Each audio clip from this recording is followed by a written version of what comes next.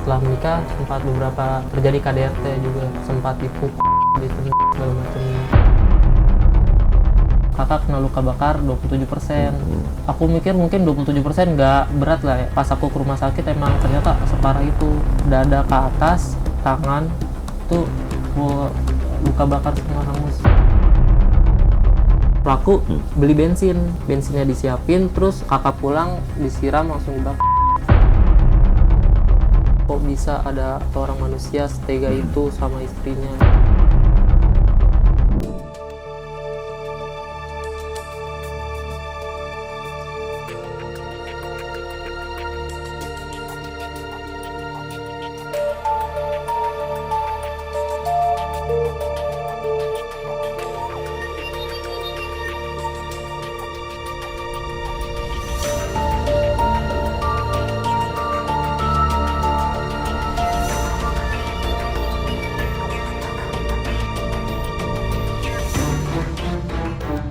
Ya, itu tadi adalah video saat kejadian seorang istri dibakar oleh suaminya di depan warga. Sudah dikejar, warga ingin menolong tapi tetap nekat. Cuman gara-gara cemburu buta. Oke. Sebelum bakar istrinya, suami di Cipondo sering KDRT. Nah, ini kita di sini bersama dengan adik dari korban. Iya, betul. Saya mengucapkan turut berduka cita. Kakak akhirnya meninggal dunia ya? Iya, tinggal dunia. Setelah dirawat berapa lama? 20 harian. 20 harian dengan Mas Akbar, adik dari korban. Dan ada dua kuasa hukumnya, ada Mbak Saya Purbaindah. Purbaindah, sarjana hukum, Iya. dan Mas Andre Rizaldi. sarjana hukum. Ini adalah kuasa hukum dari keluarga korban. Betul. Oke. Jadi ini tuh kamu udah kenal dengan, atau gini, kakak kamu menikah dengan suaminya nih, si pelaku ini, si biadab ini udah berapa lama? Udah 1 tahun pernikahan. Sebelumnya sempat pacaran berapa lama?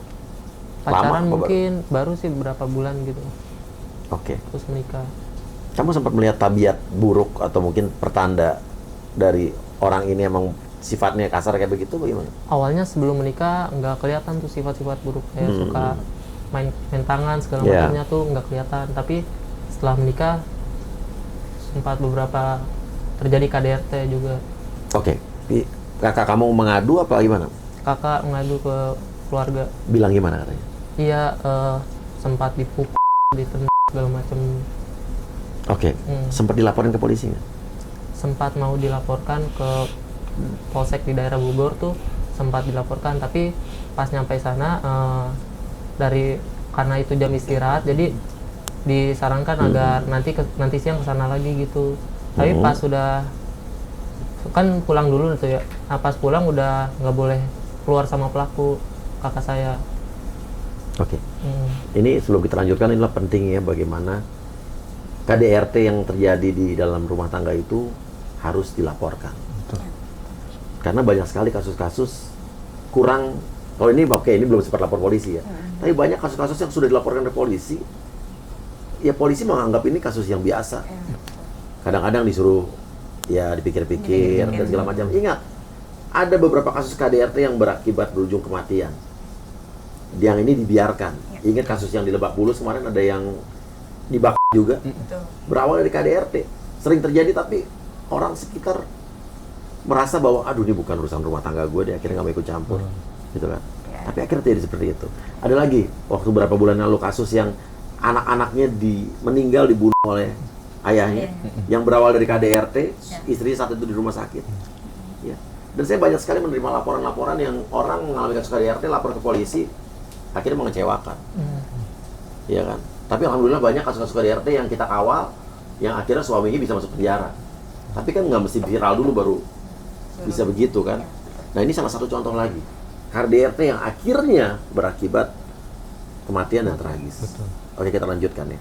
Benar ini jadi perhatian bagi kepolisian, terus juga jaksa hakim ya, kalau udah sampai ke persidangan mereka harus tuntutannya harus jelas, harus bener, vonisnya juga jangan sampai kayak ya sekarang ini lagi Rame, viral pembunuh aja bisa divonis bebas gitu ya, apalagi cuma dianggap KDRT gitu kan ya.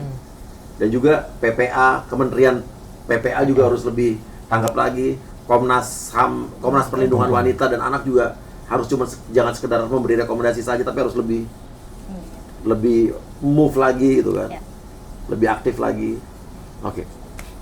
Kejadiannya pada saat itu apa sih, kamu tahu nggak sih? Aku tuh dapat telepon dari Polsek Cipondo kan, kakak dibawa mau tinggal sama suaminya tuh sama pelaku di Cipondo.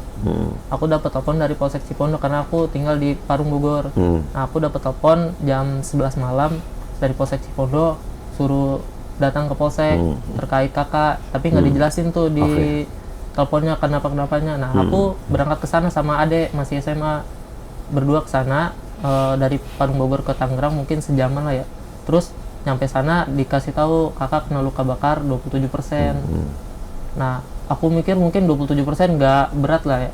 Terus pas di situ aku bikin laporan segala macam buat laporan polisian. Pas aku ke rumah sakit emang ternyata separah itu. Gimana 27% tuh. Dada ke atas, tangan itu full luka bakar semua, hangus. Dan saat itu sadar apa tidak? Sadar, dan yang dipikirin kakak tuh ini minta dikipasin karena panas sama nanyain anaknya. Karena anaknya masih kecil juga. Kan aku jagain di samping tuh selama seharian. Nah, itu kakak tuh kalau misalkan dengar suara bayi nangis itu teriak anaknya, "Sesa, kamu kenapa nak?" gitu. Dipikir anaknya. Yang dipikir anaknya, padahal itu bukan anaknya. Oke. Anaknya udah aman. Oke. Terus polisi cerita kejadiannya seperti apa? Maksudnya pertama kali kamu akhirnya tahu dia dibakar oleh si suaminya ini, gimana tahunya? Iya, katanya kena KDRT, terus luka bakar 27%. Aku tuh nggak tahu kronologinya, belum jelas. Napas sampai rumah sakit tuh, di situ ada adik dari pelaku dan suaminya. Nah, mereka yang cerita ke aku kronologinya kayak gimana segala macam. Aku taunya dari adik pelaku. Kronologinya gimana katanya? Jadi kakak tuh lagi ke tukang fotokopi. Itu karena kakak pengen siapin berkas-berkas buat lamar kerja lagi karena udah sempet resign. Nah, karena lama apa segala macam, pelaku mungkin tersulut emosi apa emang kayak gitu. Terus pelaku beli bensin di warung Madura di depan gang. Bensinnya disiapin, terus kakak pulang disiram langsung dibakar. Artinya ini bisa dibilang 340 pembunuhan berencana dong. Betul. Ya kan ada waktu dia berpikir melakukan apa dengan cara apa, ya kan? Dia beli bensin dulu, ada waktu, ada ya kan? Betul. Nah, itu kejadiannya katanya. Dari adik pelaku seperti itu ceritanya. Ada yang pelaku ya. Kan katanya dulu kakak kamu sempat mengaku juga jadi korban KDRT yang akhirnya tidak jadi dilaporkan ke polisi. Sudah sempat sempat datang ke polsek di Cuma kan daerah waktu lagi break. lagi istirahat dari polisinya segala macam, terus siang suruh ke sana lagi. Jadi nggak jadi tapi ya. Karena kakak udah dibawa pulang karena nunggu sampai siang kan. Pas mau ke sana lagi udah nggak dibolehin keluar sama pelaku. Suaminya. Berapa lama sempat di kantor polisi itu polisi istirahat? Mungkin sekitar sejam di sana sekalian nunggu kabar segala macam terkait penjelasannya apa kayak gimana. Artinya akhirnya belum sempat dilaporkan. Belum sempat dilaporkan. Nah, pertanyaannya, kakak kamu cerita nggak dulu di KDRT itu gara-gara masalah apa sebelumnya? Karena tuh pelaku tuh ini sempat ke klub gitu segala macam. Terus kakak tuh kayak sedih apa segala macam. Jadi karena alasan tersebut kakak mungkin pelaku juga nggak terima tetap pengennya bebas apa kayak gimana. Terjadi KDRT itu awalnya. Sampai diapain? Maksudnya sampai gimana KDRT yang pertama tuh? Dipukul, ditendang. Yang aku dengar cerita dari kakak tuh kayak gitu. Kamu nggak sempet tegur pelaku waktu keluarga di karena gitu? Kan kakak tuh punya sama pelaku kontrak di dua tempat, yang di Parung sama yang di daerah Cipondo. Nah, pas KDRT tuh kan aku amanin di Parung. Nah, pelaku tuh kontraknya di Cipondo, jadi nggak ketemu sama aku tuh. Jadi jarang berinteraksi lah sama pelaku. Yang seringnya tuh sama kakak. Nah, kakak tuh cerita kayak gitu. Oke. Sama ini kan ibu kan sempat ini ya beliin TV buat kakak sama pelaku karena nikah segala macam. Ibu beliin TV. Nah, KDRT yang kedua segala macam tuh TV-nya dibanting, rusak. Emang udah sakit ini orangnya, udah brengsek, udah udah sifatnya seperti itu ya. Seperti itu. Nah, sekarang gimana? Pelaku sudah ditahan berarti ya? Sudah. Sudah jadi tersangka? Sudah. Sudah P21? P21 tahap 1 itu sudah. Nah, nanti insya Allah Senin itu akan tahap 1 dari pihak penyidik. Oke, pasalnya apa yang dikenakan? Sebelumnya itu kan pasal 44 ayat 2. Nah, setelah 44 ayat 2 itu adalah pasal KDRT. KDRT Undang-undang saja. KDRT, yang Walaupun menyebabkan sampai luka. meninggal. Belum. Oh, waktu itu dilaporin belum meninggal. Betul. Oke. Nah, Oke. kemudian akhirnya setelah beliau meninggal, Dirubah. kita audiensi ke pihak Polres Tangerang, Oke. Metro Tangerang. Alhamdulillahnya memang kami juga sangat mengapresiasi Bang Iya. Kapolres bahwa jadi kan sebelumnya ini di Polsek Cipondoh. Sedangkan kan kalau di Polsek Cipondoh ini misalnya di Polsek ini memang tidak ada unit PPA. PPA. Betul. Nah, akhirnya langsung dialihkan Polres, di ya. ke Polres. Nah, itu kami sangat mengapresiasi hal tersebut ke Kapolres. Nah, kemudian setelah dia meninggal kami audiensi sekitar minggu kemarin ya, karena kan meninggalnya juga baru ya. Iya.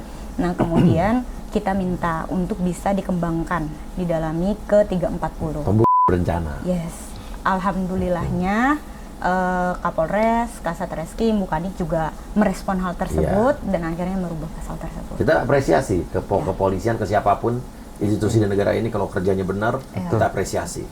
Angkat topi. Tapi kalau memang ada oknum-oknum yang kerja nggak benar, juga kita harus kritik. Kita harus imbang, harus balance. Betul. Benar kan? Sepakat.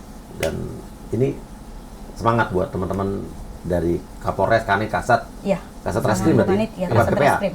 Kasat Reskrim, Bukanit, PPA, PPA, ya. Kapolres juga, karena kemarin juga waktu pas audiensi, kami alhamdulillah diterima baik, kami Iya. sampaikan bahwa ini pengembangannya ke 340. Tepat jadi ya. Ini Alhamdulillah. kerja benar nih dan Yes. pakai logika Betul. berpikir yang benar gitu kan. Yes. Soalnya ada kan yang pasalnya tiba-tiba malah berubahnya, iya kan? Kemana? Iya benar. Iya.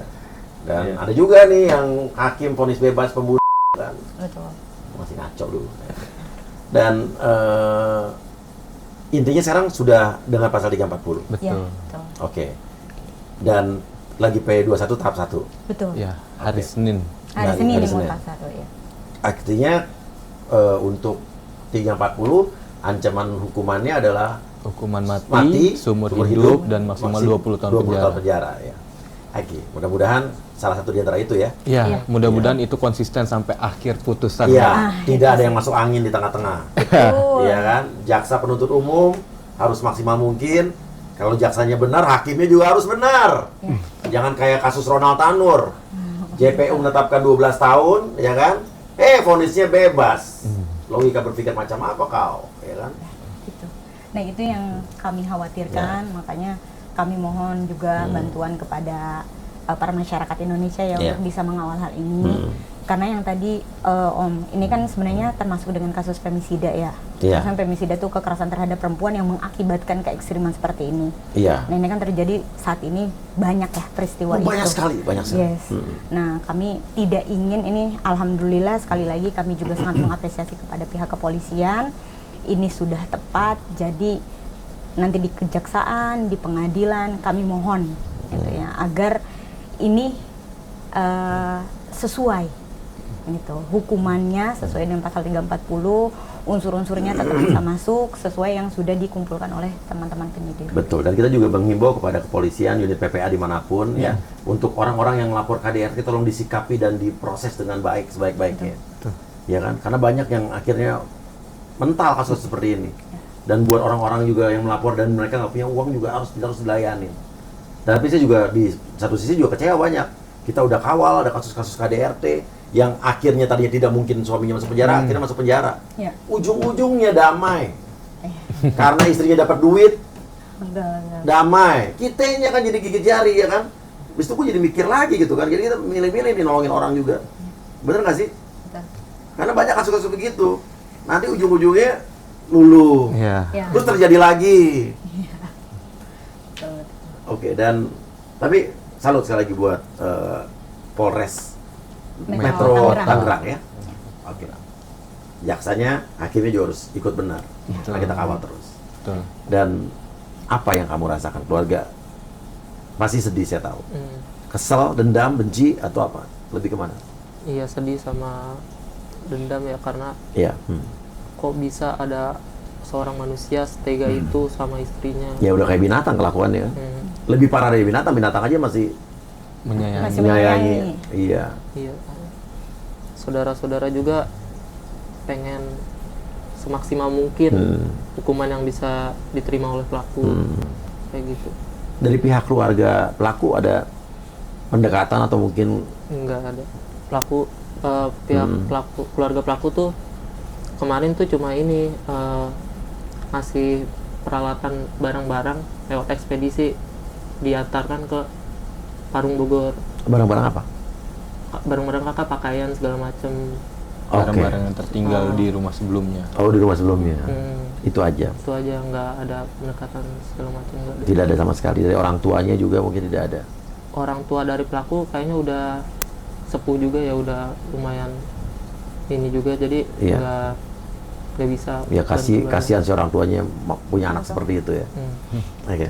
Dan harapan kamu terakhir kepada pihak penegak hukum yang nanti akan menjadi garda terdepan di kasus ini, ada jaksa, ada hakim. Ya kalau polisi bisa dibilang udah selesai nih ya. Betul. Udah oke nih. Ya, Silakan. harapan buat jaksa sama hakim tuh kalau bisa semaksimal mungkin, karena emang sudah jelas terlihat berencananya tuh sudah sangat jelas Ya. terlihat. Dia Jadi- beli bensin dulu ya kan. Betul. Beli bensin dulu, menyiapkan koreknya, seperti itu. Oke, dan para pengacara juga, para PH-PH-nya kuasa hukumnya kawal terus ya. Pasti. Ya. Bang, Ini di pengadilan negeri mana tadi? Negeri Tangerang, Tangerang. Tangerang. Pengadilan negeri Tangerang ya. Betul. Oke. Pasti. Kita menghimbau juga untuk kejaksaan, ya, kejaksaan Kota Tangerang. Kota Tangerang, ya. Terus dan jajarannya hakim-hakim yang di sana juga, Iya. ya. Jadilah hakim-hakim dan jaksa yang berintegritas, Betul. seperti teman kita yang baik-baik lainnya. Jangan jadi bagian yang oknum-oknum yang kayak yang kemarin itu. Ya. Oke, kita percaya. Terima kasih banyak. Ya, ada terakhir harapannya lagi dari kuasa hukum? Oke, mungkin harapannya gini Om Uya, Iya. terkait ini kan pembunuhan berencana ya. Ya kita minta sebenarnya kan kemarin belum ada rekonstruksi Oke. pasca kejadian, terutama pasca korban meninggal, itu belum ada rekonstruksi, baru ada otopsi. Nah harapannya nanti jaksa penuntut umum bisa memberikan petunjuk atau memberikan arahan untuk penyidik dilakukan rekonstruksi supaya makin jelas nih unsur Oke. perencanaannya, bagaimana motif si tersangka untuk melakukan niat jahatnya. Oke. Kayak gitu, sampai hingga akhirnya nyawa orang lain meninggal, terutama istri dan seorang ibu dari anaknya. Ya itu yang paling penting. Iya. Ya. Sekarang anaknya diurus siapa? Diurus sama ada keluarga. Keluarga ya. Hmm. Ya semoga anaknya juga nanti bisa menjadi anak yang berprestasi. Amin. Ya jadi almarhumah di sana bisa bangga. Amin. Ya. Minimal bangga punya anak yang Yang cerdas, berprestasi yang dan cerdas dan berprestasi, sebagainya. iya. Amin. Jagain juga ponakan kamu ya. Iya. Oke, terima kasih banyak guys. Punya masalah-masalah yang sama, KDRT atau apapun lainnya, lapor ke Instagram saya, DM Instagram saya. Ya, terima kasih. Wassalamualaikum warahmatullahi wabarakatuh. Waalaikumsalam. Selamat.